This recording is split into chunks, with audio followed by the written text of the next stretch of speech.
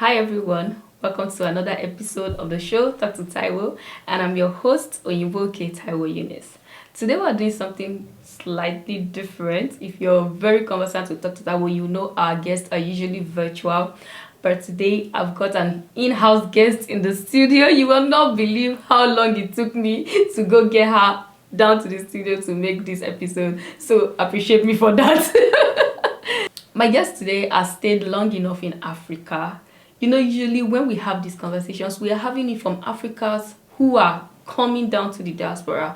But I have an interesting topic because she has stayed in Africa and she is now back home in the US. So I'm going to have her share her experiences. In the previous episode, remember we talked about culture shocks here in the diaspora from people who are coming from home. So today I'm going to have her share more of her experiences, not exactly culture shocks, although she's going to be telling us a bit of that, but yeah, more of her experiences, how she went on as such. She's a missionary, by the way. I'm sure you're going to enjoy this conversation. So let's meet my guest today. Hi Melissa. Hey. Can you just do an introduction of yourself real quick? Yeah, my name is Melissa. My husband and I became missionaries right out of college. So we met in college, we married in college, and shortly after that we left the country.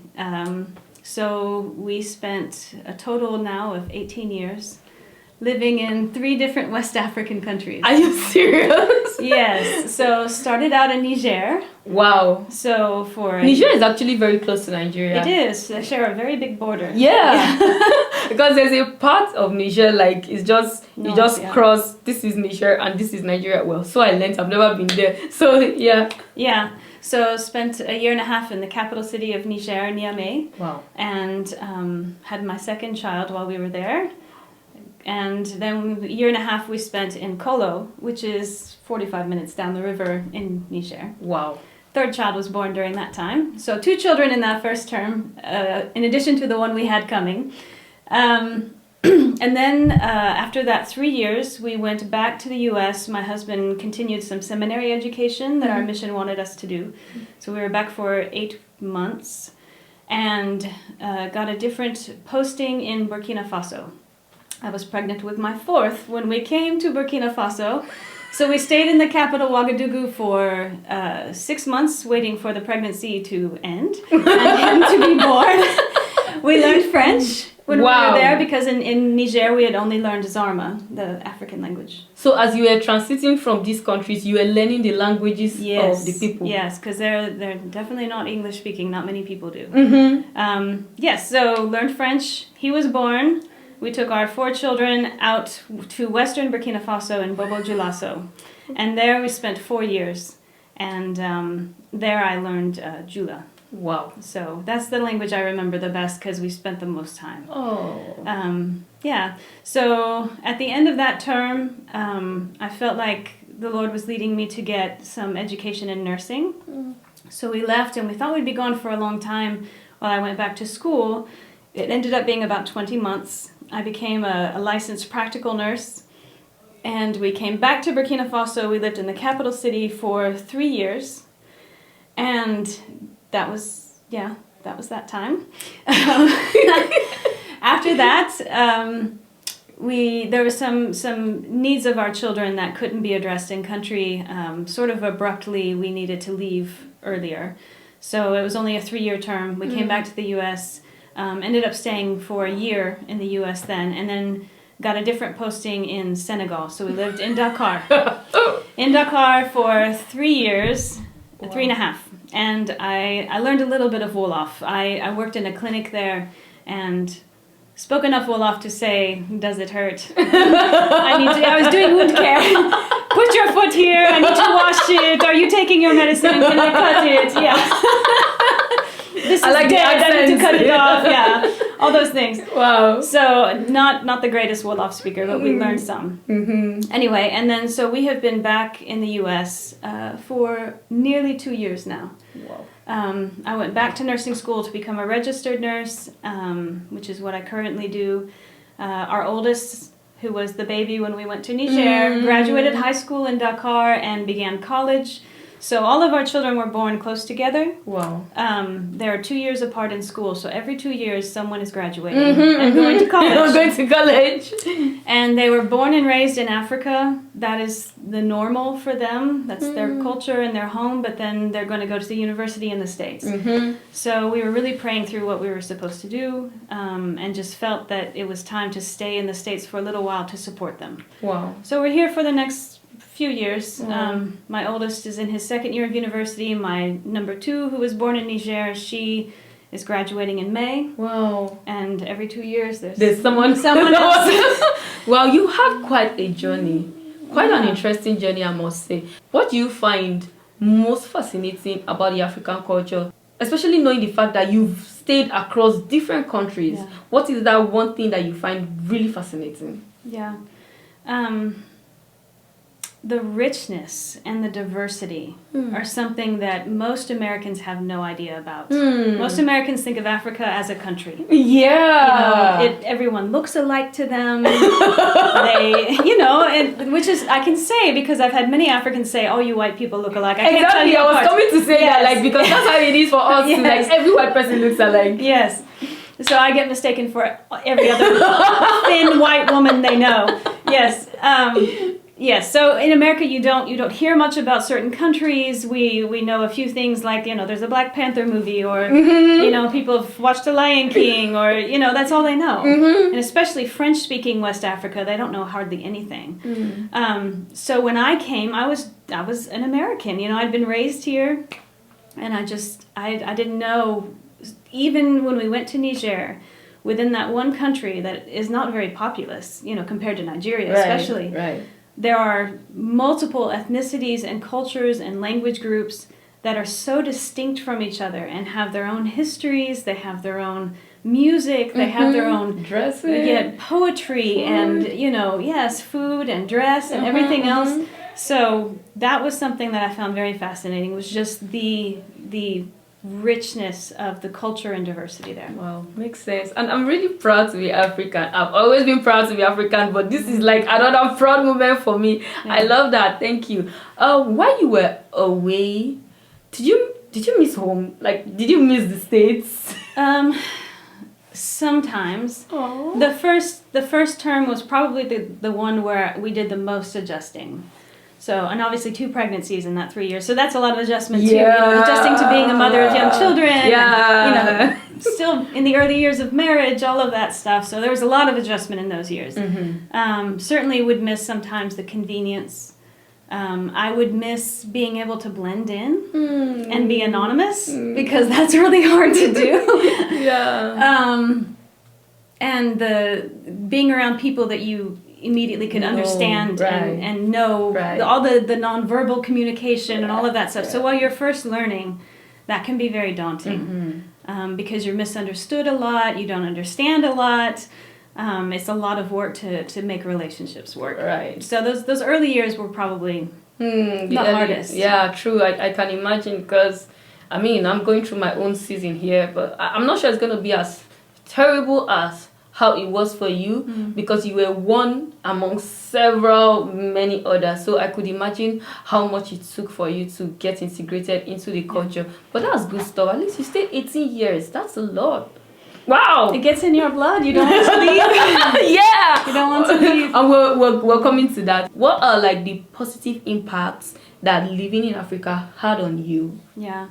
And there are lots and lots of things.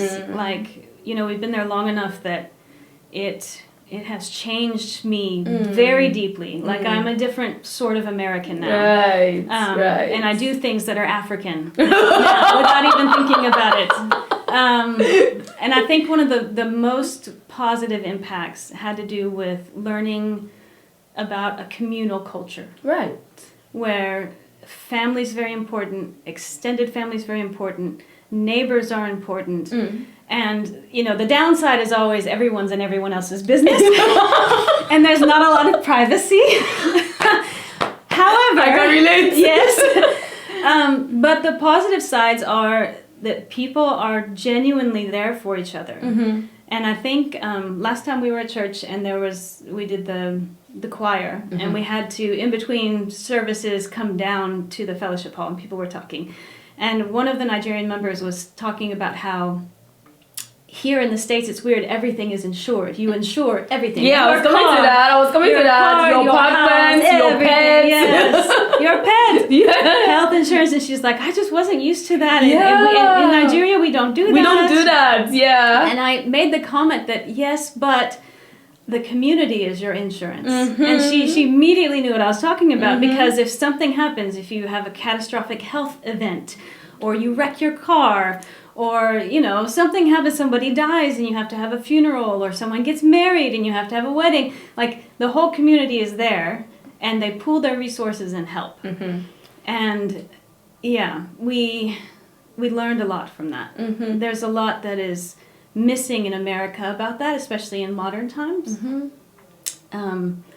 And so that was something that is very positive, like deep relationships, learning to open myself up enough that I feel an obligation, I will spend lots of time, I will give sacrificially, those sorts of things. Yeah. Instead of, well, just go get a better job, you know? Pull yourself up by the bootstraps, you know? This is America, it's your dream, you know? Get a better job, get a nicer car, get more insurance, by yourself. We don't care about that as such back home. So this morning, our car wasn't starting, and our jump starter too was down. And we were coming to church because my husband needed to do something in church quite early, so we wanted to leave home early, and nothing was happening. And the only option we had was to come back home and charge the jump starter. And I saw, like, one of the maintenance guys came across this area. I saw him in his car, and I told my husband, can we ask the guy? I know he's going to have a jump starter in his car. My husband looked at me and like, do they ask people for things in this place? And I just took myself, came back in, and we stayed like a few more minutes, charged the jump starter, and thank God it worked, and then we went to church. So just to buttress your point, like, there's a community in Africa, you know, like, if that happened, we didn't even necessarily have to talk with the guy. He could see that and he would and he would just come, and he would just help us. So that's a plus. Yes. I'm grateful. And like, one thing I know, like, here's a fun story from our first term. My husband and my toddler son went to go take someone back home, and this was a fun language moment because they were saying, oh, it's not far, it's about this far, but it was very far.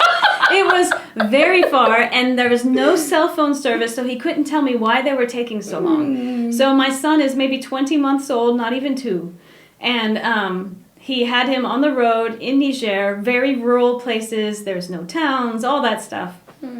Took him home, came back, and the car broke down. Wow. And so there was no way for him to tell me anything, all of that. So I'm getting worried. I'm at home with my number 2 baby and thinking, why are they not here? It's well after dark, you know, all that. So I call some team members, other missionaries, and I'm freaking out. Like, just, what has happened? They're dead on the side of the road somewhere, you know, something bad has happened, that sort of thing. And one thing they said was, listen, if something had happened to them, we would have heard by now.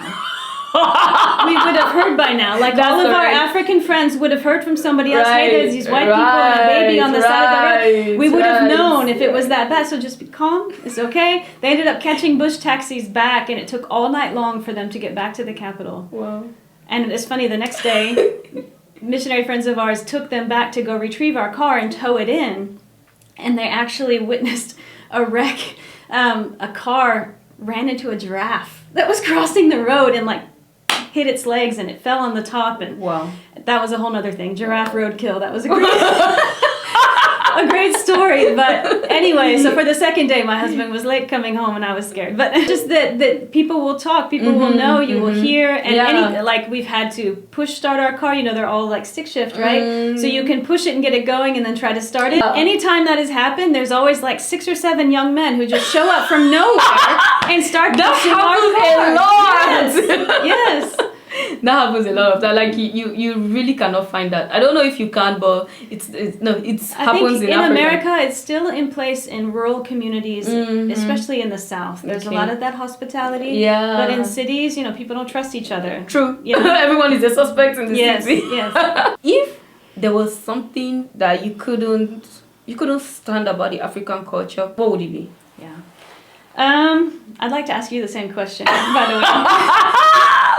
Really? Yes. About the American Because culture. here's the deal. Like, I think it is important to hear other perspectives. Like,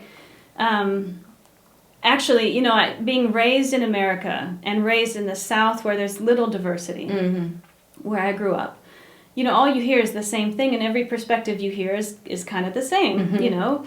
And a lot of it was very ethnocentric. You know, America is the greatest country on earth. Yeah. We are, you know, God's chosen people, you know, all those sorts of things. And you don't realize how much gets ingrained. And I remember in Niger, our first international fellowship we were part of, there was a Swiss missionary from Switzerland. Wow. And he loved pointing out when I would say things that showed I was an ethnocentric American. And I didn't even know I was doing it. Aww. But then, yeah, so that was, it's good to have other perspectives and people to sort of look in from the outside and see, okay, you guys, you're not looking at this. Anywho, so African culture, let's see. And every culture we lived in was different. Yeah. I think sometimes asking someone to be there at a certain time and they never are. Oh my God. You know, you say, well, it starts at 9, so somewhere between 9 and 10. People will show up. Sometimes that was worse than others, but as the longer we lived there, the more I realized, don't look at your clock. Just do it. Yes, and Whatever if anyone time is asks you, convenient. do you want to have tea? That just means tack 3 hours on to your visit. Oh You're my going God. to stay for a long time. So, there's that. Occasionally, like the difference in how we raise children is large. Yeah. I think. So there were plenty of times, especially when my kids were young, that they knew they could disobey me in front of Africans because if I tried to correct them, the African ladies would get on to me about it and tell me, "Oh, don't do that. No, give them what they want." You know, that sort of thing. So I think that was sometimes very difficult. Anytime we were in, you know, had a moment where there was a bribe asked for by a police officer or a customs agent or at a checkpoint or at a border crossing or, you know, things like that, those were things about the culture I was not a fan of. It's not like there's not corruption in this country, though. We just do it differently. But it's not as open as it is, you know. Yes. I get that. Those moments where you're just all of a sudden like, oh, this is a power struggle, and I'm going to have to decide what to do. Those were very stressful. Got it. It did happen all the time. Like all the But we time. traveled quite a lot, so usually border crossings, you know, we'd give the children a cue to cry and throw a fit, you know, like, oh, you want to get us out of here, don't you? Look at these crying children. Or, you know, be very sweet, go shake hands, go shake hands with everyone. So you have to do something extra. Yes. Oh, this one was born in Burkina. Oh, this one was born in Niger. This one was born in Senegal. Look, we're African. So. You know, something that I couldn't stand here in America, it could be the fact that you couldn't get close to whites. Yes. I think this is the closest I've gotten to whites. Yeah. Like standing, like distance. Physical distance? Yeah, physical distance. Americans don't like it. Yes. Americans always want to give you your space. You could be there, you could be talking to me. It doesn't mean that I can't hear you. I can hear you. But yeah, in Africa where I come from, we love to get close to people. Get close, we love the closeness. Like in my culture, they say discussion is in the eye. So we have to be looking at each other like into our eyeballs before we make a point.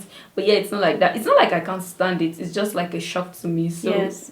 I think that answers your question. Yeah, because if you get too close to someone, they feel threatened. They keep backing up and yes. Yeah. Senegal is the place that cured me of any of that because they have no personal space. And they're even like when no one's trying to engage you in conversation, especially in the cities. I found like you're going through the grocery store, and you have your cart your buggy that you're pushing. What do you call it? The cart, buggy, the thing. That you just push. Yeah. Yeah, just carts like. Oh, cart. Okay. Yeah. I didn't know if... Anyway, it's called different things. Just carts. You're going to the store and there's someone standing in the middle of the aisle looking at something in the aisle and you need to get past, but you can't. There's not enough space to get in front or behind them. And in the States, someone would see that coming and move for you. You wouldn't have to ask. They would just move. Or you would say, "Excuse me." Right. But in Senegal, many times... excuse me didn't work. They just look at you like, excuse you for what? Like, what did you do? I wasn't even talking to you. And they would not move, and so you're actually pushing the cart, brushing past them. Oh my God. Or like and you're not convenient. You're so uncomfortable. Yeah, and to us it feels extremely rude. Like, move. You can see I'm trying to get through. Could you Just please move. just take one step? One No, step, and then they are rude in Senegal. It's not that bad in Nigeria. Come on. yeah. And in the market, you're just spooning everyone, getting past, and no one will move for you. Yeah. That took a while. Wow. That's That took a strange. while. That was trying. That's strange. That was So trying. very, very close to that. If there was something that you could change about the African culture, would there be anything of such? I mean, there are things that I wish were different on the continent. Like, for 10 of those years, we were in development work and coordinated humanitarian projects, disaster response, and community development. And we really wanted to do community development well, where it's not just, dump money on a problem and hope it goes away. But instead, like, really taking time, getting into the community and letting the community themselves say, here's our greatest need, and here's what we can do, and, finding ways to create buy-in and involvement so that, projects would continue. Anyway, so that was a big part of our work, and just the problem of poverty. And the fact that the African continent is so rich in culture, in people, in natural resources, and all of that stuff. And I think it's my hope, the thing that I pray changes, is that, they're able to take advantage of all of those things and have, stable, prosperous lives. And many of the countries we've lived in, Niger and Burkina Faso now, are, they've had military coups, multiple ones. And in many ways, because of the security situation, we wouldn't be able to travel freely like we did. I mean, we used to drive from Ouagadougou to Lomé. Drive the whole way, and now that is like, please don't. You'll end up on the news in a bad way. That's correct. That's correct, in a bad way, and you don't want that. No. And so just knowing, knowing and loving so many people there, and seeing just the potential and the talent that exists there, the incredible amount of intelligence and artistry and leadership and all of those things that are there. Just what I'd love to see is for that to just come to fruition. I love that. Thank you for sharing that. Yeah. Okay, so on the brighter side, I know you've learned a lot of stuff. Tell me some of the new cultures you learned from Africa. I think one of the biggest blessings was to experience the family of faith, other followers of Jesus from each place that we've lived. Got it. Again, I grew up in a part of America where there was little diversity, and especially in America where we have hundreds of denominations because we have all this freedom. And so when people get together and realize there's stuff we disagree on and we don't like, we just splinter off and start a new one and start a new one and start a new one. Like, we don't work out our differences. We don't try to live together. Right. But then having to be in a place where Christianity is a great minority, you have to work together. Right. Otherwise there is no church, Right. So learning how people worship and pray and interact with Scripture and live out their faith in those contexts has been, one of the biggest blessings. Wow. I think when I think of my African brothers and sisters, which I'm going to get emotional because I miss them, just the faith, like someone is sick, and for us, we're like, go to the doctor, get some medicine, run some tests. Science, And the first thing they're like, yes, but let's pray. Let's pray for it. And they actually pray believing God is listening and going to help. And it's not that Americans will ever say that they don't believe that, but the way that we act shows that we don't believe it the same way. Right. So you rather do the sciences first. Yes, and just say, well, that's the way that God provides now. We have science. It's cool. We have antibiotics. It's all right. So just the way that they believe God and they take Him at His word and leverage that for everything that comes up. And you can't leave from visiting without praying or things like that. That was a huge thing. the richness of worship. You know, we were talking earlier about the dancing. About the dancing in the church. Americans don't dance. Some do, but it's rare. It's rare, so they rather express their emotions to God through cry. That's the worship. Yeah, that's like the most form of worship. and I think it has to do with our history. You know, like Middle Ages, Europe, all those sorts of things where cathedrals and that sort of stuff. Right. Where, the way to show reverence was to be calm and quiet and reserved. And it's not necessarily that that's illegitimate, but I think. And sometimes I think it's called for, but also I think in Scripture we see shouting, dancing, clapping, drums, cymbals, all of it. Yeah, it's a celebration. It's meant to be demonstrative. It's meant to, and dancing, it's all of you involved in those things. So I'm really bad at it. I'm really bad. I tell them I'm a musician. I play music. I have lots of rhythm here, but not there. There's none in my feet, and I've tried so many times, and they're just like, "Oh, sit down."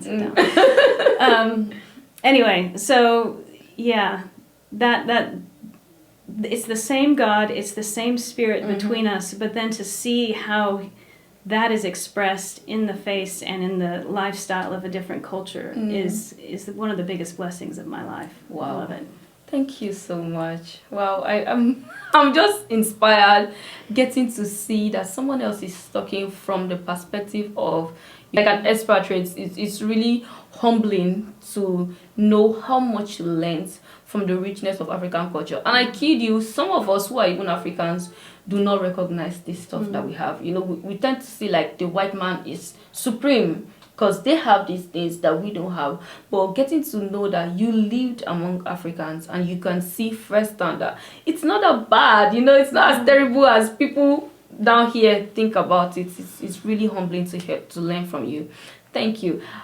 This is definitely gonna be one of the last questions. Okay. But yeah, so talk to Taiwo. Do you think that you could live in Africa forever, or you would, like to do a mix of both? Actually, one of the things that hurts the most, coming back and deciding to live here was excruciating. Like for the whole family, and we knew this is what we should do, but it was hard, and there was a lot of. My entire 18 years has been full of very, very difficult goodbyes. And I think one of the hardest parts is that living in this part of Arkansas, there's very little that reminds me of West Africa. There are very few people who know anything about it. And so it's almost like all of those people that I miss and love are just completely muted. There's no one to share it with. There's no one to tell. There's no one who knows them too, all of that. So that, we were grieving a lot. Even though we knew we're obeying the Lord and He'll provide for that. So one of the ways He provides is Hillcrest. Yeah, bring more people. I was like, there are African faces. Yeah, so you could look at us and you can remember back. Yeah, yes. Even though I've not had the pleasure of visiting Nigeria, my husband has. I haven't. But anyway, so I do hope and pray that is not like a past tense thing. That we're able to continue. And God provided a job for my husband that connects us there. He's directing projects for another nonprofit that operate in the Sahel. So the same regions where we're working, he's going to Burkina Faso next month. Wow. So huge answer to prayer. There aren't many jobs that would do that you can get in Arkansas. Right. And work remotely and travel. Right. So yeah, it's as if the Lord was letting us stay connected in some way. Wow. And I'm very grateful. Thank you so much. Thank you, Melissa, for sharing your thoughts with me. I really appreciate it. I hope you all learned something, if not more than one thing. There was so much wisdom vested in this episode, and I'm really glad that you're here to share your experiences with me. Thank you. So you know what Talk to Taiwo is about. We talk about contemporary issues that relates to the 21st century. Parents, children, young adults, teenagers, basically everyone is involved in this conversation. Do well to subscribe to this YouTube channel. Subscribe. There's one question I have for you, but it's spontaneous. What will you describe as your best buy this year? Okay, this year. Yesterday, I went shopping with my two girls. So I have 2 boys and 2 girls. And I bought them some clothes. Oh. And it's been a long time, actually. Aw. And can I just say, their whole lives, they have been getting clothes from the used clothing markets in Africa. And so, which is great, by the way. Yeah. Love it so much. Love it so much. But Yeah. this is the first time my girl had a professional haircut, because I always cut their hair. Aww. And we went to the mall, and I bought them some clothes that they needed, and it went very well. Aw, I'm very happy with how I that's so spend money. cute. Yes. I love that. I love Yes. that. Thank you so much for sharing with us Thank you. today. I hope you enjoyed this segment. I'll see you next time. Bye. Bye.